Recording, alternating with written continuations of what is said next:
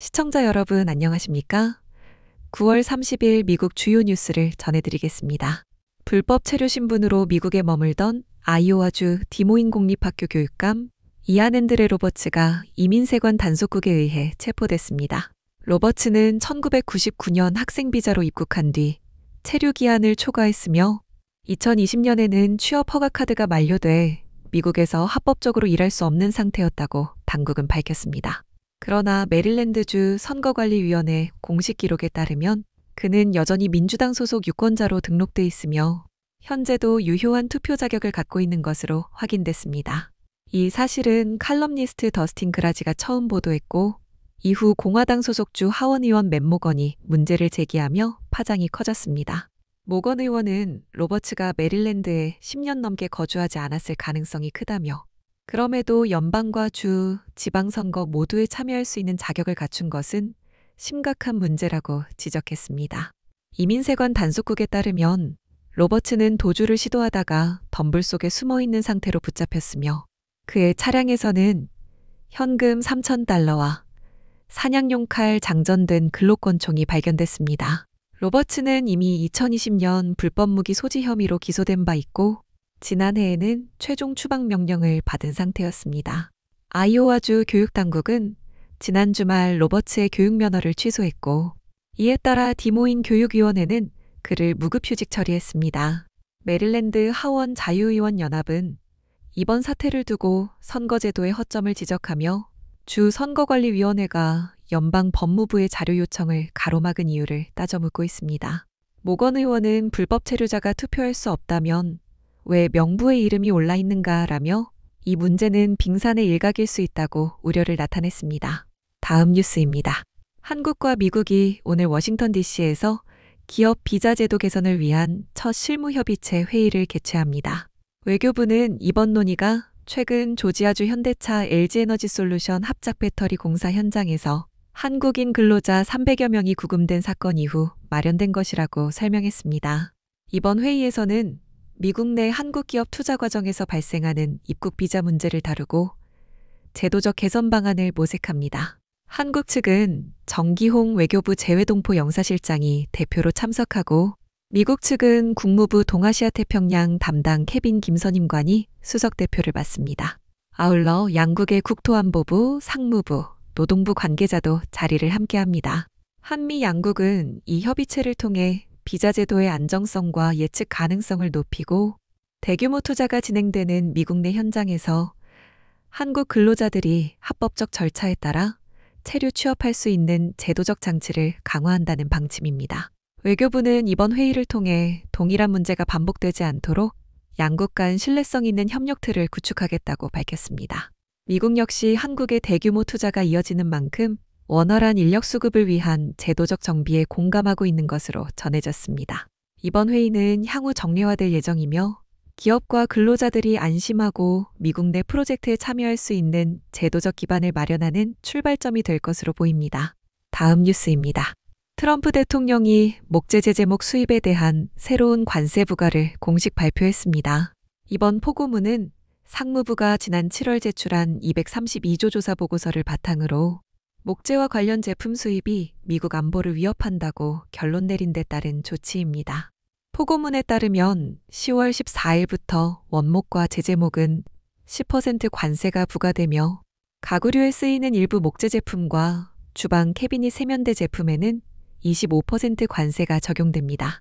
이 가운데 주방 캐비닛과 세면대는 내년 1월 1일부터 관세율이 50%까지 인상됩니다.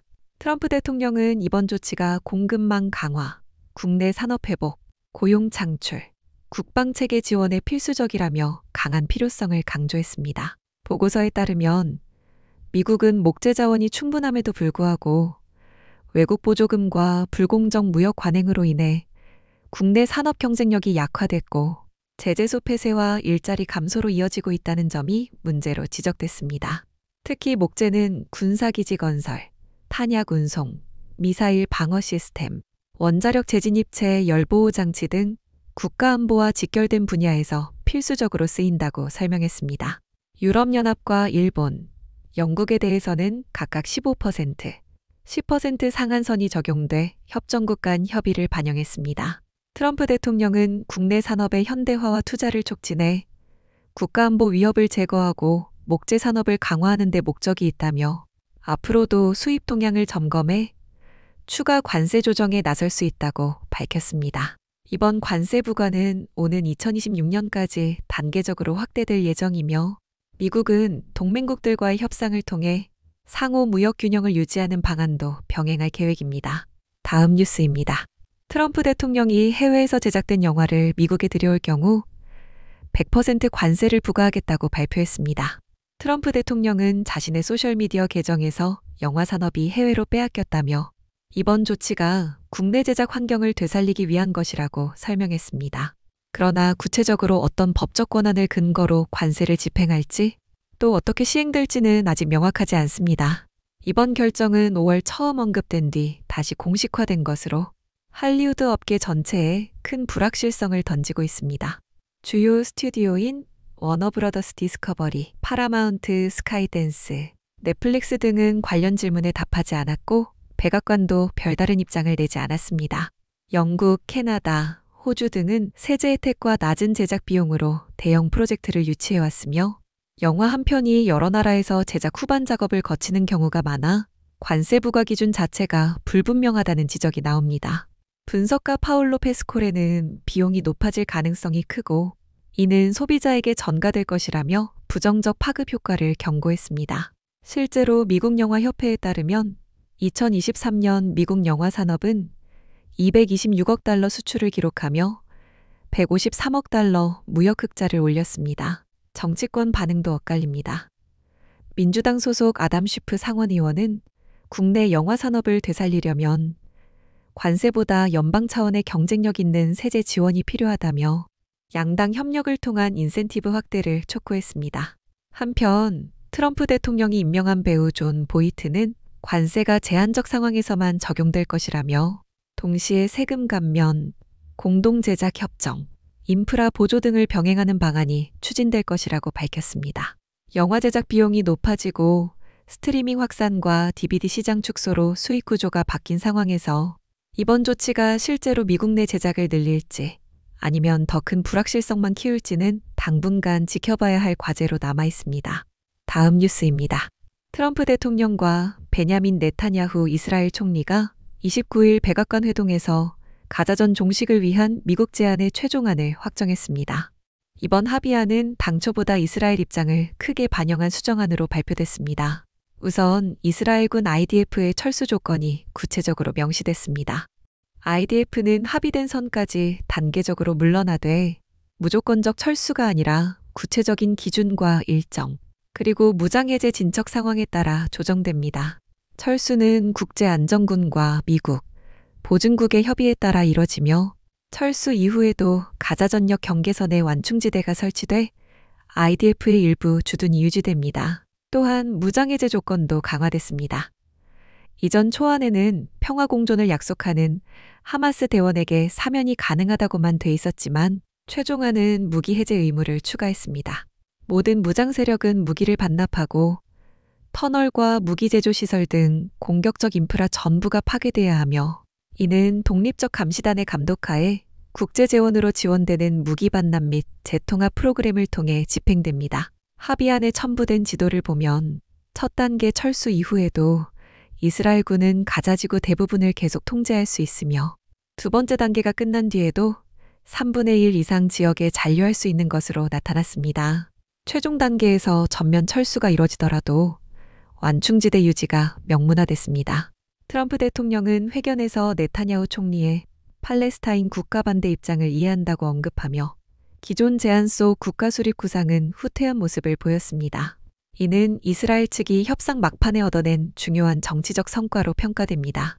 현재 합의안은 인질 전원 석방과 하마스 무장 해제를 전제로 하고 있어 하마스가 이를 곧바로 수용할지는 불투명합니다. 중재국 외교관들은 이스라엘은 마지막 순간까지 수정에 성공했지만 하마스가 같은 기회를 요구할 가능성이 크다고 전망했습니다. 다음 뉴스입니다. 유튜브가 트럼프 대통령과의 계정 정지 소송을 두고 2,450만 달러 합의금을 지급하기로 했습니다. 이번 합의는 2021년 1월 미 의사당 난입 사태 직후 트럼프 대통령의 계정을 정지한 조치가 불법적 검열이었다는 소송에서 나온 결과입니다. 합의금 가운데 2,200만 달러는 백악관 신축 무도회장 건립을 추진하는 내셔널 몰 신탁재단에 지원되며 나머지 250만 달러는 보수단체와 소송에 함께 참여한 개인에게 분배됩니다. 이로써 유튜브의 모회사 알파벳은 지난 2021년 트럼프 대통령이 제기한 주요 빅테크 상대로 한 소송에서 마지막으로 합의한 기업이 됐습니다. 앞서 페이스북 모회사 메타는 2,500만 달러, X는 1,000만 달러를 각각 합의금으로 지급했습니다. 당시 소셜미디어 기업들은 트럼프 대통령이 추가 폭력을 선동할 위험이 있다고 판단해 계정을 정지했다고 설명했습니다. 트럼프 대통령은 이에 대해 정치적 편향과 보수 진영에 대한 검열이라며 강하게 반발해왔습니다. 현재 트럼프 대통령의 주요 소셜미디어 계정은 모두 복구된 상태입니다. 실리콘밸리 기업들은 최근 대통령과의 관계를 개선하는 분위기를 보이고 있으며 대형 플랫폼들은 콘텐츠 검열 완화 조치를 취하고 있습니다.